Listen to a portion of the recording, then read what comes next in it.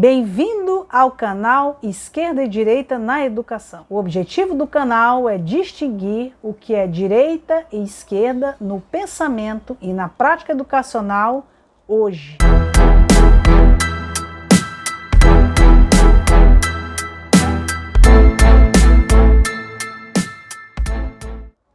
Nesse vídeo, a gente vai discutir o contexto atual de crise de valores e um movimento neoconservador ou neotradicionalista na educação como uma resposta a esse problema. O que é neoconservadorismo? Primeira coisa, ou neotradicionalismo. Vamos dizer que ele surgiu dentro da sociedade civil e surgiu motivado por uma reação emocional e também intelectual muito grande ao projeto educacional da esquerda que se corporificou dentro das instituições públicas, dentro do sistema de ensino, vamos dizer, no nível de quase que absoluta hegemonia. Mas, na verdade, nós temos que, de novo, situar o problema do neotradicionalismo num contexto mais amplo. Qual seria esse contexto?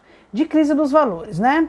Que é próprio de uma modernidade avançada. Há uma literatura que trabalha bem os vetores dessa transformação profunda que mudou o Ocidente nos últimos 400 anos e mais acentuadamente nos últimos 50 anos. Você tem movimentos sucessivos de aceleração da história que faz com que o mundo de hoje tenha muito menos estabilidade nas formas de viver, de pensar e de agir. E o que torna a existência social, as possibilidades de escolha das pessoas infinitas e ao mesmo tempo angustiante, porque não tem mais o apoio e as referências da sociedade tradicional como se tinha antes. Em que sentido a gente pode perceber os traços mais evidentes dessa mudança social? Artefatos, objetos, cultura material, vestimentas, costumes, hábitos e, claro, nas formas de educação também, né? Dos anos 50 para cá, a gente tem como que uma segunda onda de modernidade que vai intensificar esses ritmos de aceleração. Basta pensar que, por exemplo, nos anos 50 não se tinha computador e que os pais ensinavam os filhos a utilizar vários utensílios ou artefatos. Em questão de 10, 15, 20 anos, a aceleração no campo da tecnologia gerou o fato estranho de que os filhos podem ensinar os pais a manusear adequadamente equipamentos tecnológicos para eles, então, muito sofisticados. Está acontecendo com a geração que foi criada com os computadores, né? Então, se os pais não podem mais ensinar artefatos, podem também não ensinar mais sobre costumes, sobre valores, sobre formas de comportamento, sobre maneiras de se vestir, porque esses hábitos, esses códigos de comportamento, esse conhecimento fático sobre o mundo social, ele vai se transformando numa velocidade muito maior do que no passado. Então não se veste mais da mesma forma do que há 10 anos atrás, que há 5 anos atrás, de tal maneira que os filhos vão aprender mais com os pares do que com os pais. E com isso nós temos condições para enxergar aí uma ruptura geracional muito mais intensa.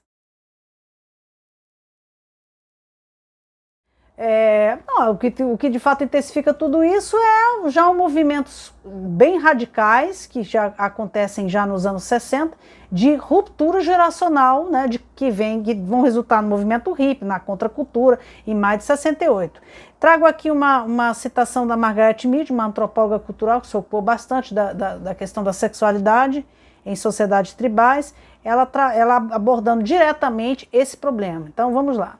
A crise que nós estamos enfrentando atualmente foi atribuída sucessivamente à rapidez atordoante das transformações que intervêm em nossa vida cotidiana, ao desmoronamento da família, ao apodrecimento do capitalismo, ao triunfo de uma tecnologia sem alma, ao declínio das instituições e dos valores estabelecidos. E a respeito disso também diz Jean-Claude Fourcade, num texto muito interessante chamado Relações entre Gerações e Processos Educativos, Transmissões e Transformações.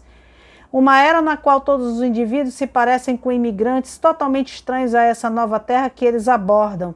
Uma terra onde as antigas ferramentas, os antigos pensamentos se tornaram obsoletos e onde é muito melhor ser um jovem sem bagagem do que um adulto atravancado pela memória de um mundo irremediavelmente perdido.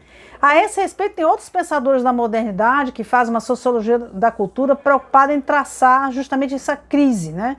Eu cito aqui Gilles Lipovetsky, Michel Marfesoli e Richard Sennett. O Lipovetsky, por exemplo, fala no chamado processo de personalização, né? Em que o indivíduo se contrapõe e o indivíduo se sobrepõe à tradição e à sociedade constituída, né? O que quer dizer, como assim o indivíduo? O indivíduo considerado nos seus desejos, nos seus interesses, nas suas pulsões. E de outro lado, as organizações a que eu me refiro seriam o quê? As instituições sociais, a família, o Estado, a empresa, as corporações do mundo do trabalho, elas vão ter um peso consideravelmente menor, vão ser consideradas até como uma ameaça à satisfação dessas pulsões, desses interesses, dessas necessidades do indivíduo singular, né? Isso é o que o Lipovetsky chama de processo de personalização.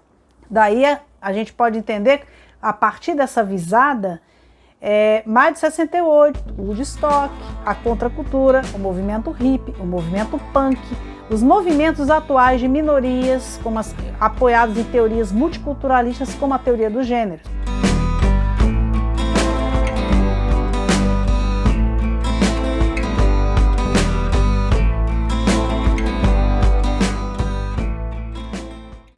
Todos esses movimentos vão colocar a sociedade como compressiva, como uma instância que avilta, que coíbe, que coage, que desrespeita o indivíduo singular e que as suas pulsões, as suas necessidades têm que ser colocadas na ordem do dia, têm que ser enfatizadas acima dos imperativos dessas instituições, de quaisquer instituições, inclusive a família.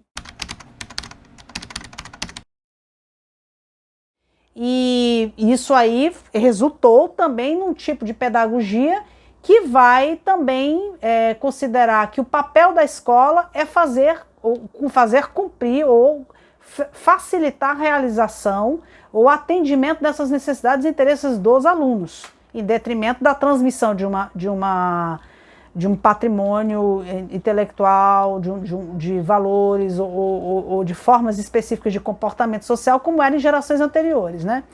Ainda tem mais um agravante nesse problema, que com a difusão nessas décadas da segunda metade do século XX, a absoluta, vamos dizer, o triunfo do Estado Democrático de Direito, o ethos democrático, quer dizer, os valores democráticos se difundem de uma tal maneira que eles implodem também a assimetria intrínseca às relações educativas entre um adulto que sabe, e um adulto que sabe mais e que tem mais experiência, e um indivíduo em fase de formação, que é o aluno, ou o filho.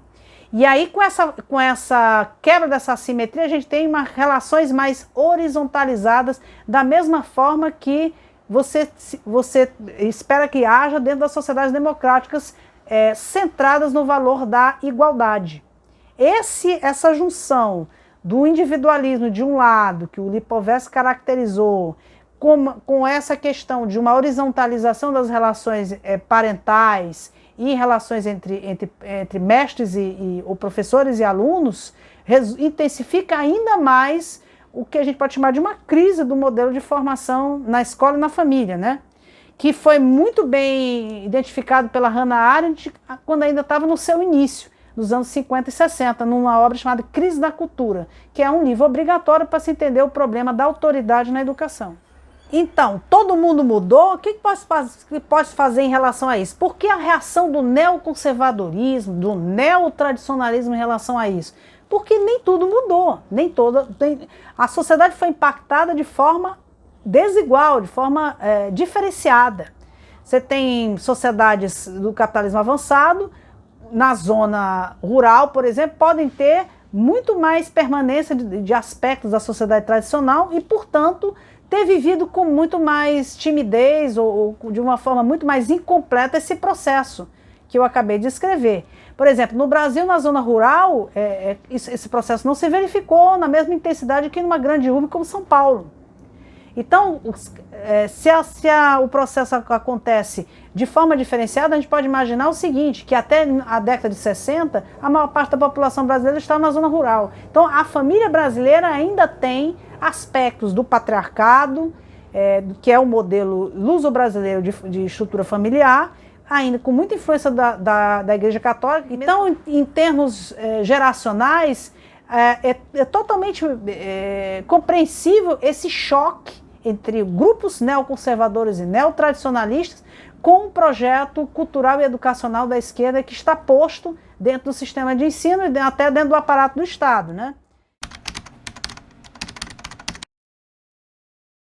Ainda tem um elemento que intensifica mais esse conflito, que é o chamado rumor de anjos, na expressão do Peter Berg, outro sociólogo interessante, sociólogo das religiões, que ele escreveu em 69 o seguinte: continuarão a existir ambientes religiosos e teológicos nos quais a crise é, no máximo, vagamente sentida à distância, como uma ameaça externa.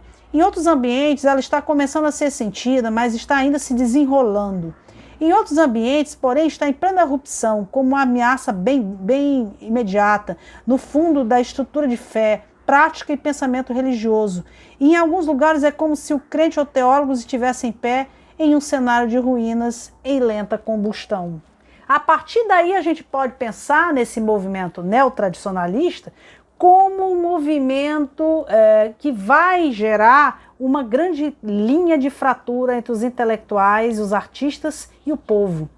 Vai se ter o povo, no sentido abstrato, mas camadas significativas da população brasileira, e mesmo fora do Brasil, vão se contrapor a uma vanguarda, ao grupo de indivíduos que vão ter referenciais de esquerda, referenciais e também formas de comportamento mais afinadas com essa modernidade avançada que eu acabei de descrever, e quando do outro lado esses segmentos estariam ainda vivendo como sempre viveram, à margem desses processos radicais de transformação, de aceleração da história, né?